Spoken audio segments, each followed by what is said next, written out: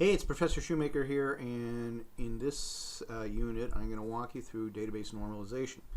This is a really important topic, and the focus is, once you understand the information you need to hold in a database, how do you actually design the database to hold that information? So if you need to hold the name of a student or the classes that they've taken, their GPA or something like that, you know you need to hold that. So how do you go about designing it? Normalization is the process, the steps, sort of the recipe that gives you the guidance on exactly how to design your databases. Now this is really important because a well-designed database, that is one that is in at least third normal form, will provide consistent data to its users. A poorly designed database, one that's not in at least third normal form, and I'll explain what those normal forms mean as we go along. But if you don't design a database in its at least third normal form, then it's going to produce inconsistent results to users. It's going to hold inconsistent information in it. And when that happens, users wind up not trusting your database. And often, I've seen in real life examples, people just don't use systems that are poorly normalized because they don't trust information. They put in something on Tuesday, and when they look at the data on Thursday, it's different than what they put in on Tuesday, and they don't understand why the database isn't recording the information accurately. So it's really important if you want a practical, good design. Now, there are several different normalization steps we're going to go through, starting with non-first normal form and then first, second, and third normal forms. There are other normal forms above third normal form. They go all the way up to seventh and something called Boyce-Codd normal form. Once you get past third normal form, it's probably not, in practice, very important to get a database above third normal form. Third normal form is good enough for almost all practical situations, and that's what I focus on in these tutorials, in these videos that I'm developing.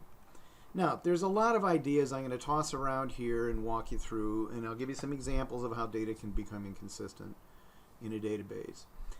And it can get a little bit complicated, but there's one overriding rule on top of all of normalization, and that is this, that you should store every fact just once in a database. Never store a fact more than one time. For example, don't store the name of a course at a college in more than one place in the database. If you store a fact in more than one place, then there's a chance they'll be inconsistent. If you store a person's phone number in more than one place in the database, and they call up and say, I've changed my phone number, it's possible to change it in one place but not in the other, and then the database holds inconsistent information. In a third normal form design, every fact is stored only once. In practice, for the phone number, that means that the phone number will be stored only one time.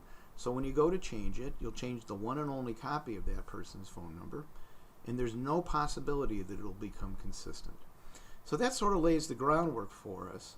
I've created a database for us to use in looking at these various normal forms, and the name of it is createnormalization.sql. You can get a copy of that. I've already loaded it up here into my SQL. I'm going to go ahead and run it. And what it does is it creates a database over here. You have to click on the refresh button in the schemas to see it. And it creates a series of tables. Courses taken, major, these sorts of things. I'm going to walk you through these tables that it created step by step to see how they're normalized. Some of these tables are not normalized well and others are, and I'll show you the problems you can get into. When you run the script, it also dumps out all of the contents of the tables. It puts some example records in all these tables, so they're there for you to see. I've created this separate than the college database because I don't want to mess with the college database. It's in third normal form, and I don't want to do anything that makes it not in third normal form.